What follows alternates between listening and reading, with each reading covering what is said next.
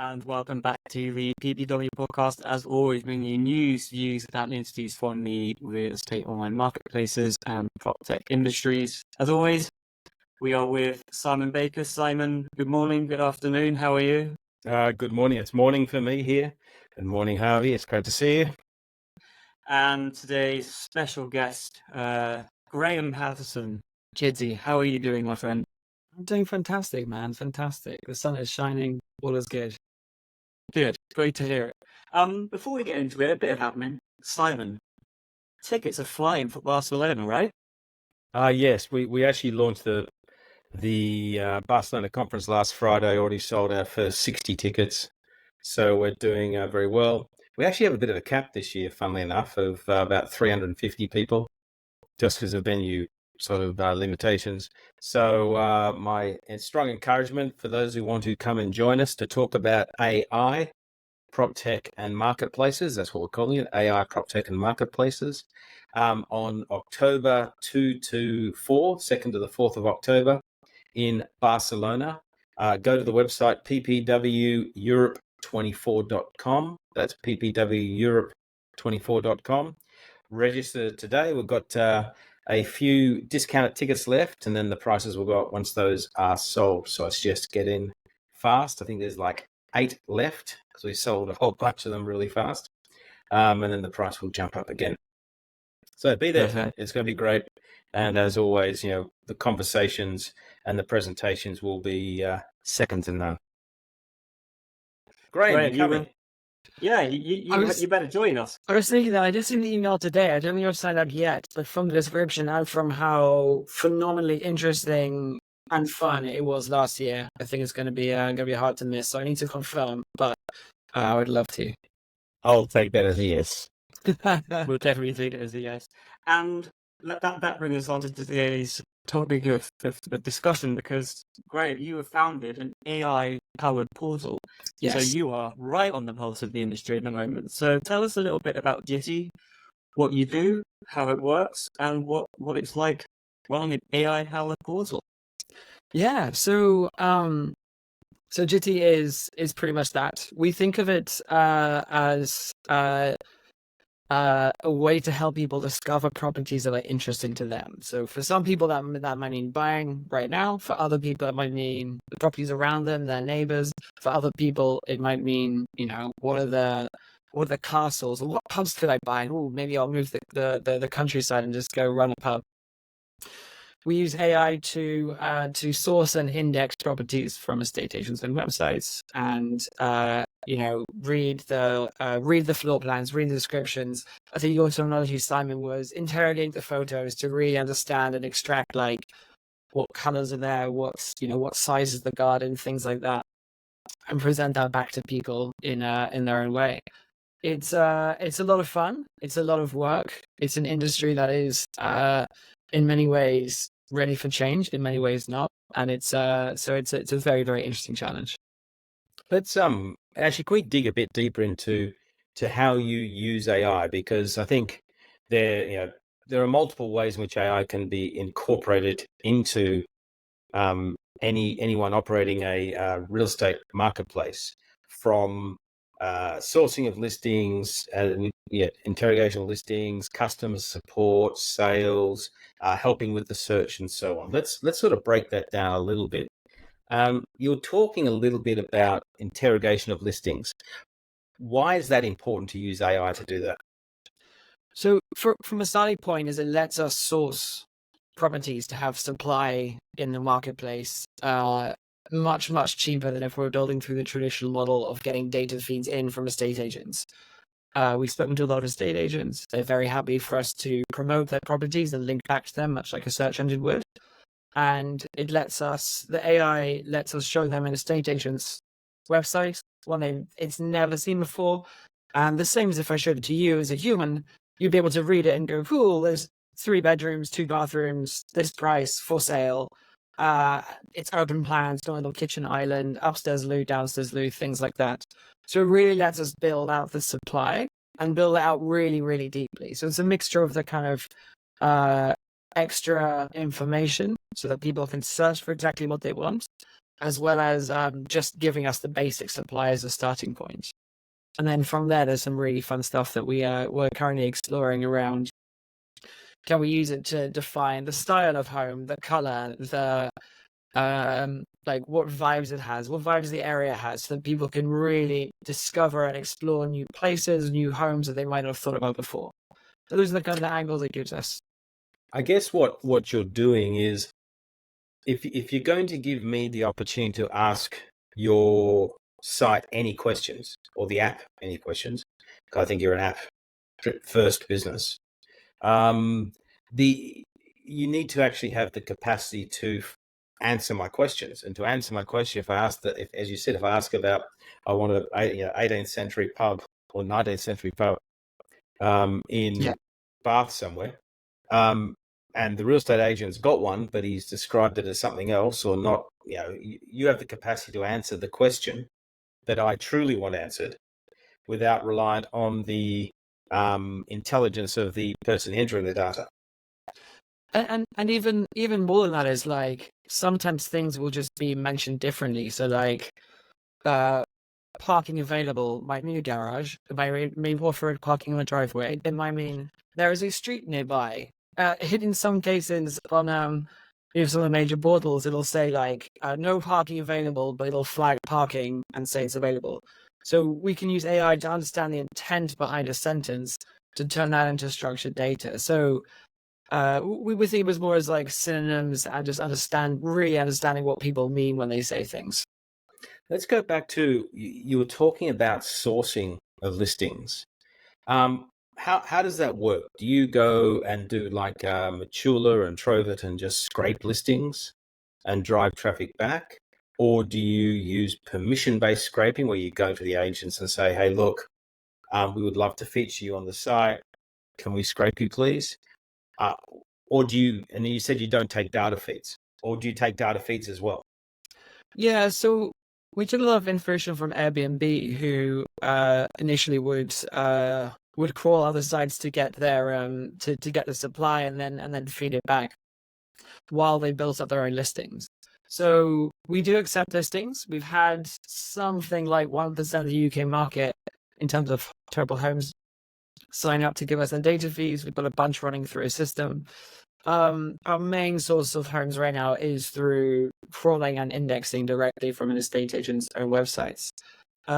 We'd like to think of it kind of like a search engine of we take their information, we promote it and frame it. We don't change any of it, and then we link back to their own site. So the course of action is like, hey, here's the site. And the estate agents that we've spoken to have been purely enthusiastic about getting extra SEO, extra promotion, not having to pay anything for it, not having to lift a finger. And we will take down anything that people ask us to, but so far we've had 0 people say, please take my homes down. Okay, so you pick an area, you try to build deep content in that area, and you started in Bath, in the United Kingdom. Yeah.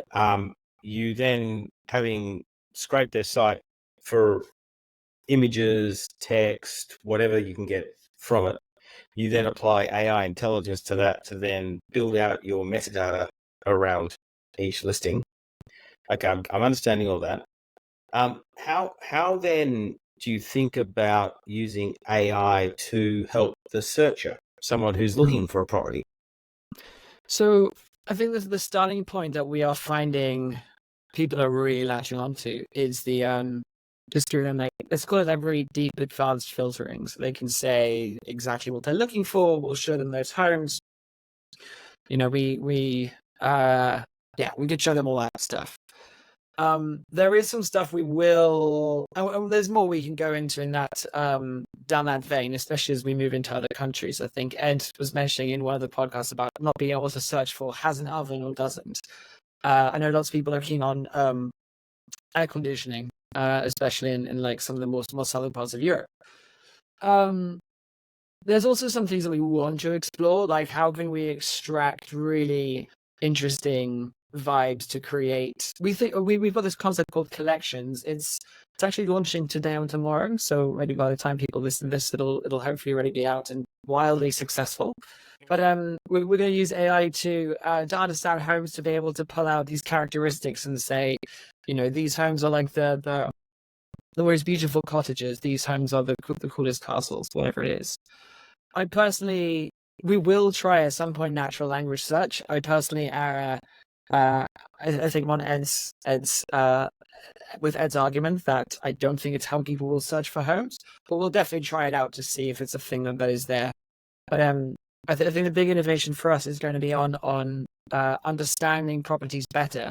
I think that is what's going to be fundamentally changes the shape of the online marketplace for residential real estate. Yeah, I actually disagree a bit about natural language search.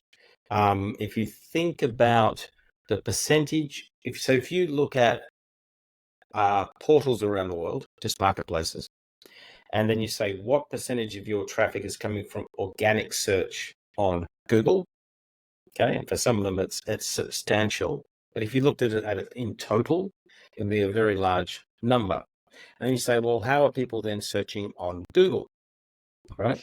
Well, they're searching using natural language search, right? And they have for a very long time.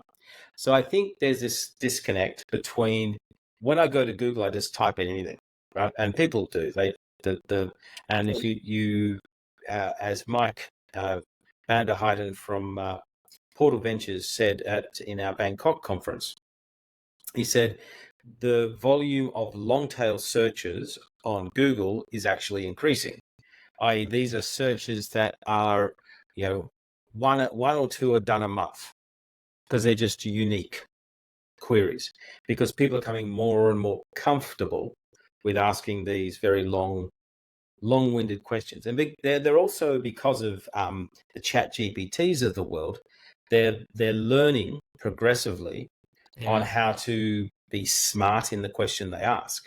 Because chat GPT, you can ask it something and it just answers the question you give it, and then you learn how to refine and be a lot smarter in your questions.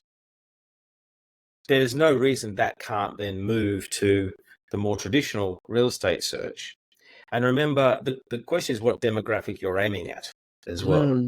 Because the younger demographic, and I've got my 21-year-old son who's just in a room a few ways this way, and what he does is he would write a response. He's doing some job search stuff, and he was writing a response to a potential employer. He writes it, he then puts it into ChatGPT and asks it, okay, Chat, can you make this more professional?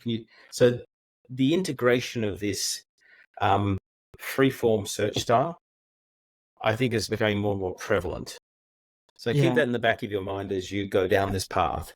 And don't knock it out. I disagree with Ed on this point.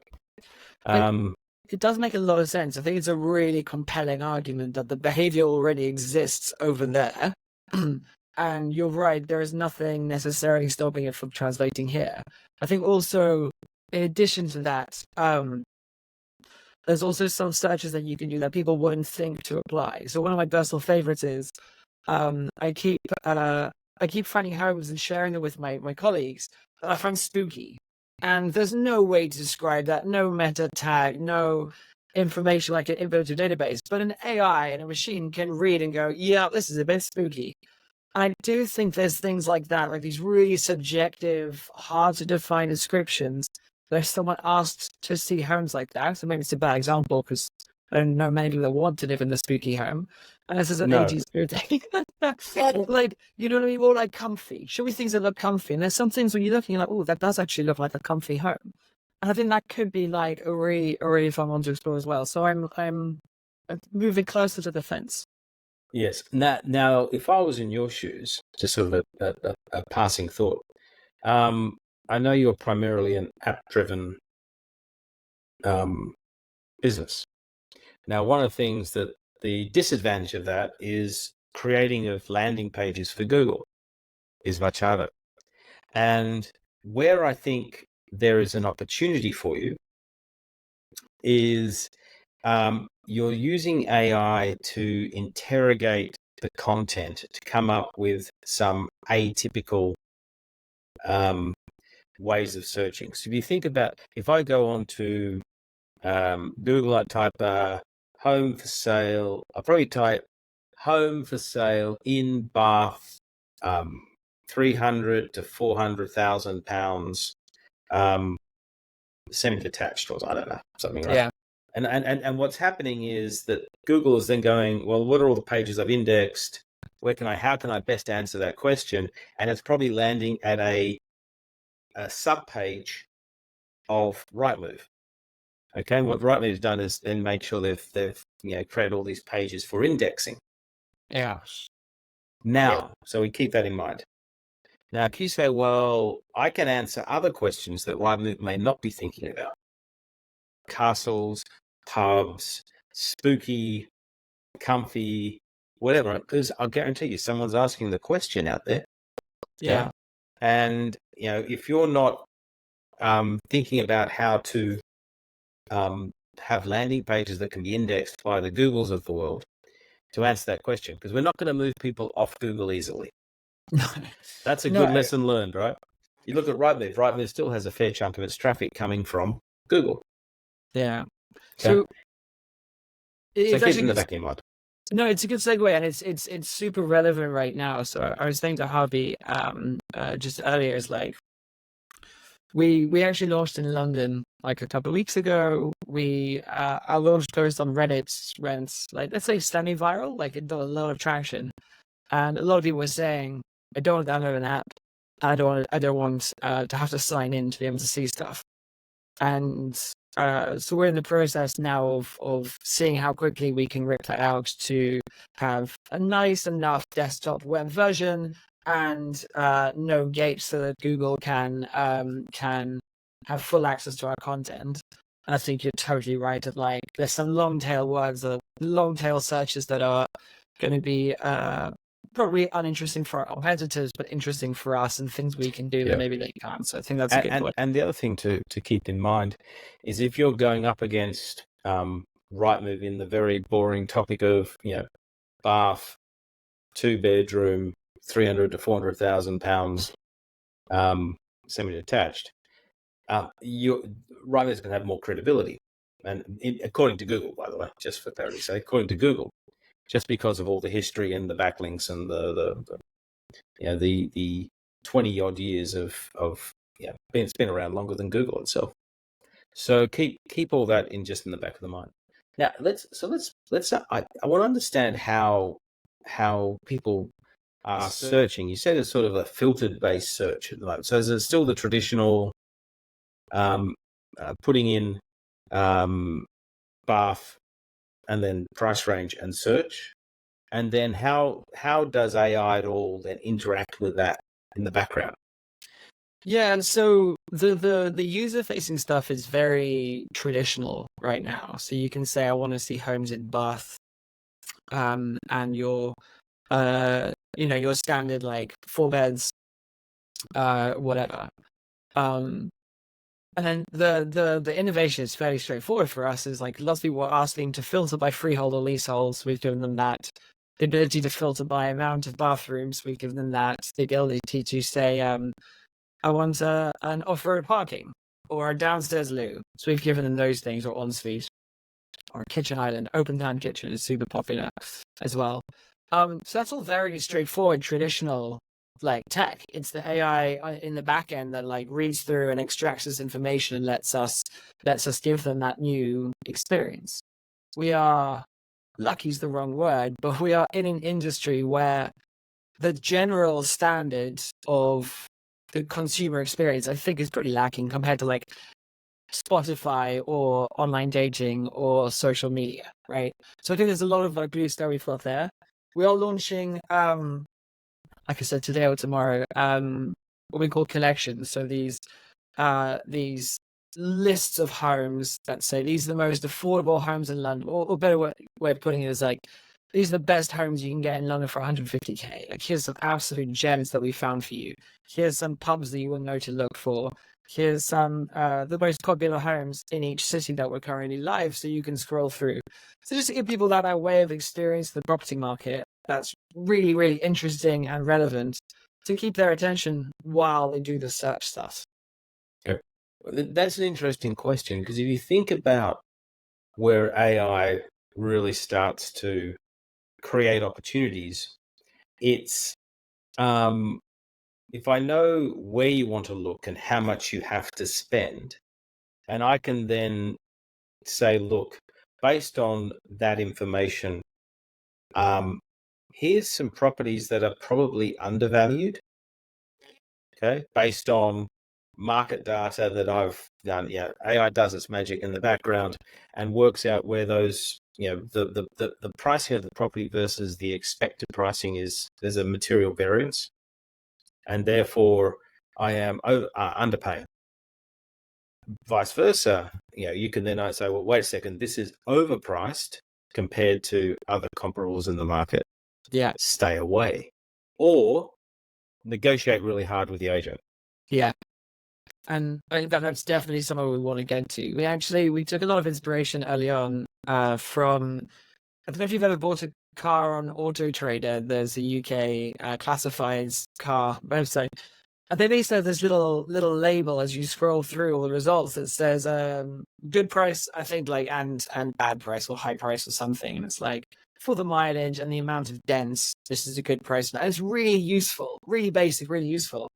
So I went to James, who's our co-founder that heads up all our design stuff, and I said, hey, here's the thing we should look at putting in, which is exactly like you say, Simon, just giving people that guidance.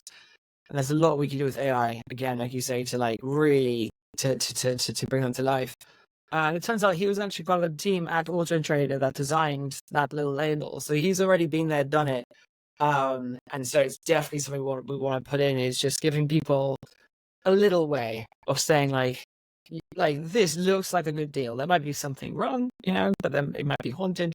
But like, here's a good one, looks like a good price, or maybe like this one, only buy it if there's something that you love about it because it's higher. So it's a fantastic area that we definitely will get to. Perhaps that's because all sites are looking for an angle, right, to be different from Rightmove or Zoopla or on the market. Okay, because they're the ones, if it's just a Me Too, then it's very hard. It's hard for the advertiser and so on. So it's the how to incorporate data and AI into the consumer experience. So you go heavy on the consumer side. So you're going to have a consumer-led experience that drags consumers because of, you got great suburb data and, this is what it's like to live in, Oxfordshire or whatever. And then you use that volume of traffic to drive leads. The other is the advertising-led model, which is what the traditional guys do, where they say, well, I've built the audience, so I'm just going to make, what is it my advertiser wants? Well, they don't want me to display too much about the price. They don't want too much information. They want to have, they want to have less, so they get more leads in the what I think is the false belief that they are going to somehow do better than you than giving all the information. Yeah. But maybe there's a way to differentiate yourself by doing these little tags as an example, because the Rightmoves of the world, it's harder for them to do it because their customers who are paying them hundreds of millions of pounds don't want someone to put a label on their property going overpriced. Yeah. It's some of the one of the best advice I got forward from one of our investors who was previously C-suite at one of the big portals. His advice was like, don't try and beat them. Just do the things that they wish they could do. Do the things that the internal teams would be like, man, like we've been wanting to do that for so long. Like, let us do that. And we've heard from people that previously and currently work at some of the portals who have, we've shared our roadmap with them. They've been like, yeah, like a whole bunch of stuff we really want to do, but we can't because we can't get that through our commercial teams. We can't get that through our operational teams. So I think you're right. There's a lot of angles to like do things they can't or don't want to differentiate for sure. And just so one other thing to understand is, how do you make money? Yeah, that's the $1 billion question, right? So it's a good question, and the really candid, honest answer is we're still working out the best way for us to do that. We're still, if you look around the world between, the like past the Australian market, the hen nets in Sweden, like obviously like Zilla in the US is its own thing. There are lots of different ways to make money here. I'm pretty confident saying we don't yet know the single best thing for us to go after first. There's a lot. So instead, our approach is to say, how can we get supply estate agents on board and build a great experience for them and showcase their homes? How can we get demand on board, really differentiate ourselves, and cement ourselves as a really powerful player in the national and then international market here? And then there's going to be some next steps to work out what is the best sequence for us to build out our business model. But I think the main priority in all of our thinking so far has been going to like, how can we build this experience that's incredible? And it's the same principle. When Facebook first started taking off, they're like, let's see how high we can get it to go, and then we'll work out the best way to make money. And the same with Google and AdSense. Took a while for them to really work out. YouTube is still evolving their business model to try and work out what's the best way to do it. So I think for us, we see such a big shift in the world's biggest market that my main priority is saying, if we do find a way to hook into that, do things that other people can't, and grow this into like an absolute rocket ship, that's when the next step comes into play. So that's been my focus, candidly, so far, has been on the consumer experience and making that exceptional. Yeah, so I've got too many grey hairs and too many mistakes in life. There's sort of three key buckets of making money. A CPC type model, where you're pushing clicks back to the agent's website. That's the Matula model, the Trovit model, and so on. The second is the advertising-based model, where it's pay to list or pay, or just straight display advertising model. Then you have performance models. So it's a cost per lead generated. Question is, what is a lead? Okay. And then you have the ultimate is the transaction. So it's actually four, sorry. And the transaction model, where you actually participate in the transaction somehow. Now, a cost per lead model is basically being part of the transaction because they're paying it out of the agent's commission. But a transaction model is where you do the transaction, or you are joint ventured with agents to do the transaction. And the question is, what has the market been educated to do, and what can you get away with? Sorry, three questions. Where's the real value? What's the market been educated to do, and what can you get away with?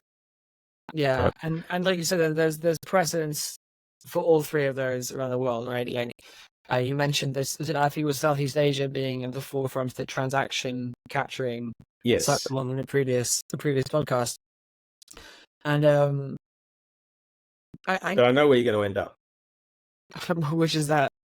Okay, in the middle, because the cost per the CPC model, just going to individual agents, you will just pull your hair out, because you're not going to be, unless you're I remember the Matula group was dealing with 80 to 100 million visits per month across this network, and generating in the hundreds of millions of clicks per month. Monetizing that is a lot easier than if you're monetizing a much smaller volume. And by definition, they were operating across many different geographies, like I think it was 36 countries, and they're operating across carsdale terms. Yeah. So when you have that, it's a very different sort of equation than, so I think that's going to be very hard to do. So then you say, okay, how do I get innovative? And the other end, go for the transaction end, right? Well, in the UK, it's 1% commission. There's not a lot of, maybe 1.5% if you're lucky, but it's not 6% like the US where I'm sitting at the moment, right? Great. And so there's not a lot of money to play with in that whole game. So, and if you then say, well, I'm going to play in the commission pool, then just call yourself purple bricks. We don't want it. Yeah. And I think we also have too grandiose. I think the fundamental change that we just established. And I think whether it's us that does it or someone else or like 100 different companies, is that the market so far has been predicated on supply being hard to get and easy to defend-ish. And I think what we're learning is that actually we can get supply very, very straightforwardly, which completely changes the market dynamic. And that lends itself to saying, what happens to business models? How do you plan for a business model when the entire fundamentals of the market change? And the only honest answer that I can give right now is like, we don't know, and we will explore this and find out. And you're right. Yeah, but it becomes a performance-based model. Like maybe. I think you have a lot more. I think you have a lot more experience than I do in the property and the prop tech market. So I think you're probably right. In how this works. I find the scale and scope of what is going to be possible now, like incredibly exciting. Kind of whichever model ends up being the most sensible for us to go down. The two things I do like, I have very strong conviction in is one, people like having someone to sell their home. I think that there's a very specific role that stages have to play, and I think that's part of why Purple Bricks struggled. The other part is I don't think paying to list properties or to exist on a content-driven marketplace is sustainable or defensible in the age of the internet. I think the AI helping us get supply patterns drags this into the age of the internet, and so I think that's something. Those are the two things I know for, or I believe strongly, is like paying to I'll list. agree with the first. I'll disagree with the second. About paying to list. I'll tell you why the second I disagree with, just for a bit of fun, is that if you're Rightmove with 20 plus years of brand building, or Zoopla with about 15 years of brand building, no, Rightmove's 25 years of brand building, sorry, and you've got far more capacity to say, well, you want to get to my audience, you've got to pay me. Yeah. I'm not going to give you the audience for free. 100%. Okay? Sure, you can build a database, and I know because we did it at Matula. We built a database with more listings than Rightmove in the UK. That doesn't naturally mean the audience is going to come to you. And remember, Matula's been around since 2015 years now. It still exists, so does Trovo. Still has good traffic. So I think, Graham, very important is go spend some time with those guys to really understand.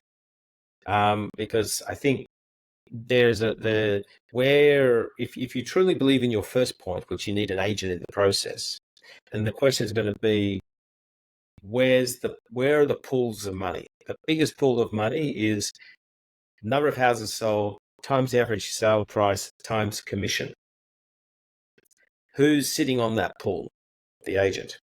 Your first premise is that the agent is always going to be part of the transaction, which means the agent's going to be the gatekeeper to the pool of money. Yeah. So therefore, if you can build a better mousetrap, i.e. give them higher quality leads that are closable faster, they will pay you for those leads. It doesn't have to be on a pay to advertise basis, but it could be on a cost per lead basis. Yeah. A performance basis. That's where I think you'll end up. Yeah. Some sort of performance marketing model. Yeah, that makes a lot of sense, and I do see it as different from when I said I believe the pay to listings, but I think we're in agreement there. So I got a question because I've got a bit of an eye on the time, and I'm going to steal your question. I bet Harvey's got this question, but I'm going to guess. If you were to roll the clock forward 10 years, yeah, right, because you're relatively new on the scene, innovative, inspired, passionate. What does engaging around real estate, because I don't want to say searching for real estate, but what does engaging around real estate look like to you? What does that 10-year vision look like? It's a really good question, and it'll have to be a slightly off the cuff answer, because it's something that almost changes month by month as we learn more stuff about people. I think first up, we want to be fully global. We want to be in every country that we possibly can be. I think that's one thing that has been difficult so far, that is unlocked by a cheap supply of homes. Secondly is we want to help people. We think of it as Liv, a member of our team, describes it as like trying on a life briefly. So we want to help people say, hey, if I were to set up and move to Tasmania, what would my life look like? If I were to move to a remote island in Scotland. Don't go to Tasmania. Sorry, move on. Better example, please. If I want to move to a remote island of Scotland, what does that look like? If I want to open up the surf hut in Costa Rica, what does that look like? If I want to open that pub. And helping people just like live and play through the property market as a content type. Second is we want to help people find and transact through their dream home. So whatever transact means, they're just like helping them through the process. The whole thing is, people, from our experience, people find like a solicitor on Google. And we want to help them have a better way to find that and keep track of what's happening and understand the experience. And then I also want to help people understand their relationship with their own home. When you buy a home, it's the biggest investment you make, and typically that ends. There's no like formal way of keeping track of that. And I'd love to give people a way to get, a monthly update on price, no options. If the value of your home increases drastically, what can you then do? What kind of equity can you take out? What kind of home improvement loans can you take out? What are your neighbors' homes on the market for? Oh, that one sold for less than they expected. That's kind of fun. If I change my energy provider, how much cheaper can I go to? So I think we want to create this end-to-end experience for anyone to interact with the property market in any way around the world, which is big, grandiose. I know it probably sounds insane for a company of 6 people with no revenue to say, but like that's where I see the possibility, and that's what we're taking everyone on the ride for. Yeah, I think if I'll give you 10 cents of 40, or 10p. If I was in your shoes and I play around with various things, I'm using Microsoft Bing at the moment, and whenever I do a search on Microsoft, I get my little Copilot coming up. And I've got a mate staying with me at the moment, and we're having a chat about ice hockey. He's a Canadian, so I've been watching the Stanley Cup, which honestly, 10 guys running around belting the crap out of each other. Okay. Oh, and there's a hockey game occasionally. Okay. They say I went to a fight and a hockey game broke out. What for me is that this interesting is this Bing search Copilot finds really interesting stuff. So I type in my normal search, I'm looking for whatever restaurant or whatever, and suddenly it comes up with this, like a GPT thought out question or answer for me. So then I was thinking, why can't someone like Jitty become my co-pilot? Okay, so my co-pilot for all things real estate. So we and this is an emerging thought. Because we always think of this as buying and selling. Boom. Yeah. But in reality, real estate is buying and selling is just part of the real estate cycle. Because I can be renting, I can be living, maybe renovating, maybe I'm just trying to work out how to reduce my day-to-day utility costs. Yeah. And if you can position yourself as the co-pilot in my real estate life, yeah, then I've got a feeling you might have a very interesting outcome. Yeah. I really like that way of putting it, that way of thinking about it, and especially I like how you say, if you think about it, buying and selling is actually like the smallest part of your life. And how, like, you buy a home or you rent, you move in, you stay there for what, like 10 years? Like the buying and selling is actually like a tiny part of it. You've got the few years of working out where you want to live, then like the finding and transaction, and then the checking every house nearby to make sure you don't regret your decision, and then seeing how well your investment is doing. It's while you plot out your next move based on how well your current investment is doing. So I think there's something really powerful there, and I like I like the co-pilot analogy. It's very cool. We'll try it out as a team. I like it. Yeah, I think. Wow. I think you should, yeah, sorry, Harvey. Running all over the top of you. 40 minutes later, and I get a word in edgeways. I mean, that was a fantastic conversation, and honestly, I think we we can probably leave it there for this episode, but I do have a feeling that this conversation is going to stop after this conversation is going to carry on after we finish the episode. But I also have a feeling that you might be coming on again fairly soon, right? to continue this very interesting conversation with Simon. There's so many topics that we can go into around AI and the structure of the industry going forward. So yeah, a lot of questions still to be answered, but some really interesting stuff coming out of that in the last 40 minutes or so. So I think we'll end it here, but I do have a feeling that there might be a part 2 sometime soon. So for now, Graham Paterson, thank you ever so much for your time. Some fascinating stuff coming out there. Thank you. I really, really enjoyed it. So much fun. And yeah, for anyone listening, I do highly recommend Property Portal Watch in Barcelona. Highly, highly recommend it. Okay, I might have to send you a free ticket. Oh, there we go. Is that what you get? One. Only one. That's